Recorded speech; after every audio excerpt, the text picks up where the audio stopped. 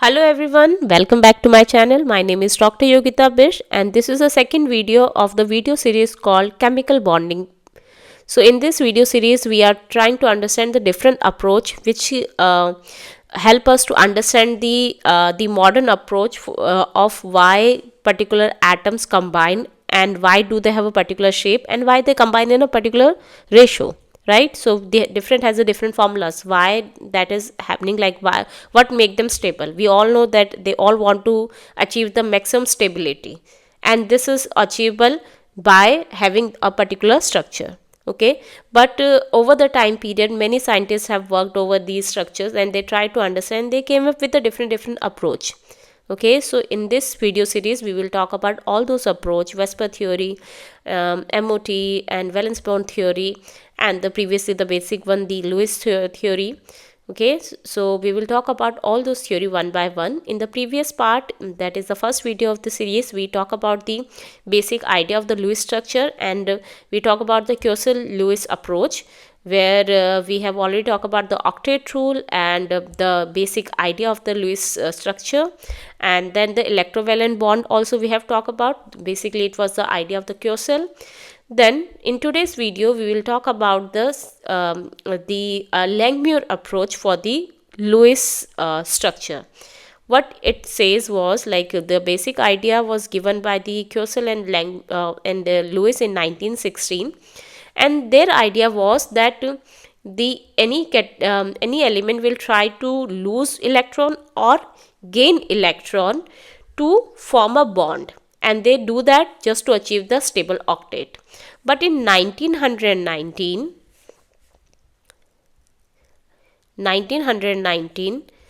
Langmuir come up with a new approach. He said that it's not only about the losing electron or gaining electron. It is also possible to achieve a stable octet by sharing electrons. Achieving stable octet. This was his idea. Okay, and this is also called as Langmuir-Lewis approach or just the Langmuir approach. Okay, so what it says, I'm not going to talk about the each and every postulate, but it is very in general nature. According to this rule, it says that bond can be formed by sharing the electron between two atoms. Okay, I'll give you the idea about the, let's say, chlorine. Okay, so we know that chlorine has a configuration of, it has 17 atomic number, so its configuration is neon 3s2 3p5, right? So its molecule can be represented, the Lewis structure can be represented as I mentioned already in the previous video. In Lewis structure we only show the outermost electron. So in this case the valence electron or the outermost electrons are 7. So how we are going to represent? 1, 2, 3, 4, 5, 6, 7. Okay, so we have, if I'm showing this particular molecule, okay, and another chlorine molecule that also have the 7 electron in the outermost shell. 1, 2, 3, 4, 5, 6, 7. Okay, so according to this rule, this approach, the Langmuir approach, each bond is formed as a result of sharing an electron pair between the atoms. So these are the atoms, they are going to share electron pair among them. So it has one electron less, so what it is going to do, it is going to take one electron from this, and this also has one electron less, so it is going to share one electron from this. So what they are doing is, they are not actually giving up their own electron, they are sharing their electron between these two. Okay, and according to this rule they need to share at least one pair of electron. So if they are sharing one pair of electron, they are going to form a single bond, and this bond is called as covalent bond. So as we all know, we have already studied in the lower classes, how does the covalent bond form? By sharing of the at least one shared pair of electron, and by doing so they also achieve the noble gas configuration, and we get something called as chlorine. chlorine molecule in this way. 1 2 3 4 5 6 7 8.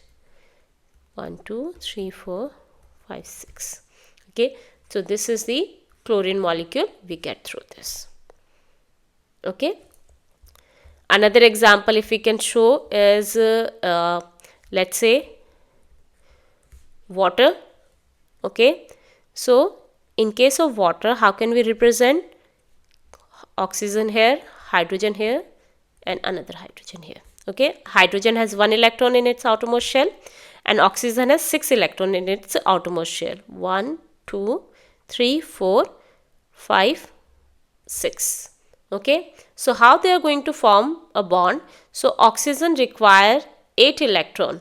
Okay, so what it is going to do is it is going to share 1 electron with hydrogen this side and another with this another hydrogen this side. So it is going to form this bond, but it is not giving away its electron. It is just sharing. How it is sharing? Because hydrogen has a configuration of 1s1. So to complete its octet, it's not considered as octet. So basically, it maximum number of electrons that can come in S is 2. So it is short of 1 electrons, right? So it can gain 1 electron from oxygen. It just requires 1 electron, right? Similarly, this side also. So that's how they can form one bond. Right, so this is not the shape exactly. The hydrogen water doesn't look like this. It's just a basic representation. So if they are sharing single bond, we are going to show it like this with a single line. Okay, similarly we can show it for let's say CCl4. So carbon here, chlorine at the 4 corners. We all know chlorine has 7 electrons in its outermost shell. 1 2 3 4 5 6 7. 1 2 3 4 5 6 7. 1 2 3 4 5 6. Here's 7. And for this also 1 2 3 4 5 6. Whereas carbon has only 4 electrons in its outermost shell. Okay. So carbon requires 4 electrons, so it is going to take 1 electron each from each of these chlorines and complete its octet of 8. And what about these chlorine? They are going to share 1 electron each from this central carbon. So since they all are sharing single electron pair, they all are forming the single bond. So how can we show this? This simple representation like this by single bond. Of course, again this is not the exact shape of the molecule. This is just the basic representation. Okay, so we can say when 2 atoms share 1 electron pair,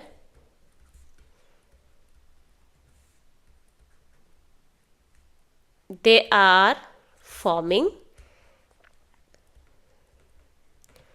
a single covalent bond. Okay, I'll give you another example where there is also possibility that they can share 2 pair of electron to complete their octet. It just depends upon their requirement. Okay, for example, let's say carbon dioxide. Okay, now I'll be writing carbon at the center, oxygen here and another oxygen here. Okay, so here oxygen has 6 electron in its outermost shell. We can represent like this: 1 2 3 4 5 6. Okay, don't go by the previous representation. Earlier we were not showing the bond formation. Okay, so that is why we just represent first 4 at the corner and so and so. But here we are showing the bond formation. So just for the sake of convenience, we are representing like this, so that I can just show like how they are sharing the electrons, right? And then carbon has 4 electron in its outermost shell, so I can show it like this. Okay, now about this particular oxygen, it already has 6 electron. It requires only 2 electron, right? So it is going to fulfill this requirement by sharing 2 electrons from this central carbon atom. Same goes for this another oxygen also. It is going to share it from this one. Now what about this carbon? It already have 4 electrons. So it can take 2 electrons from this side, 2 electrons from this oxygen, right? And it can also complete its octet. Okay. So if I compare this carbon dioxide with this CCl4, I can see in this particular case, carbon was sharing one pair of electron with the chlorine. That is why we had the single bond with each chlorine. But in this particular case, carbon is sharing 2 pair of electron with this oxygen, 2 pair of electron with this oxygen. That is why this carbon has double bond here. Okay, I'm showing the rest of the electron like this. Okay, so here we have 2 shared pair of electrons. Alright. Similarly, you can also show it for ethene as well. In ethene also, in the ethene molecule, we have C2H4. Okay, so how we can show this? We can show carbon here, hydrogen, 4 hydrogen like this. Each hydrogen has 1 electron. Okay, and this carbon has 4 electron. Okay, so it can have 1 electron here, here, and the rest here, like this. Okay, now we can easily show the electron shared. So here this particular example give you the idea about both the single covalent bond as well as the double covalent bond. So among carbon and hydrogen require only 1 electron. So it is going to share only 1 electron with this. Okay, same goes for this hydrogen also. All the 4 hydrogen, they are going to do the same thing. So they all are forming the single bond because they are sharing 1 electron pair.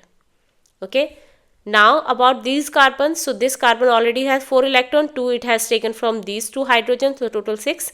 Now it requires 2 more. So it is going to share or take this electron from the neighboring carbon. Not taking, it is basically sharing, because other carbon is also going to share the next carbon from this electron from this particular carbon, right? So it is going to share these 2 electrons from the neighboring carbon. So how can we represent this? Like this. Okay, so since it is sharing 2 electrons with the neighboring carbon, it is forming a double bond. Okay, same goes for this particular carbon. 1, 2, 3, 4, 5 and 6 with this hydrogen. So it has to take into account the 2 electrons from the neighboring carbon. So its bond representation can be shown as like this. Okay, so if I have to show it with the help of the lines, so single bonds are represented by single lines. So since carbon and hydrogen are forming single bonds, single covalent bonds, so we are showing it by single lines. But here these 2 carbon, they are sharing 2 shared pair of electrons, so that is why we are going to show it with the 2 electrons. Okay, so we can say that if 2 atoms share 2 pair of electron,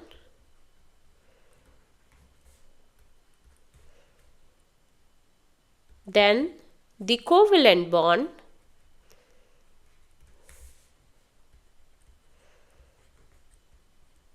between them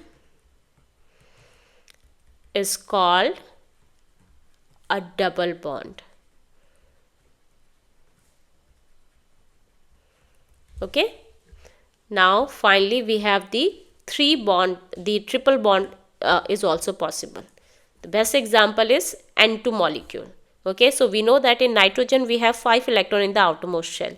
So how can we represent it like so we can write like this. So it has 5 electrons in its outermost shell. 1, 2, 3, 4, 5.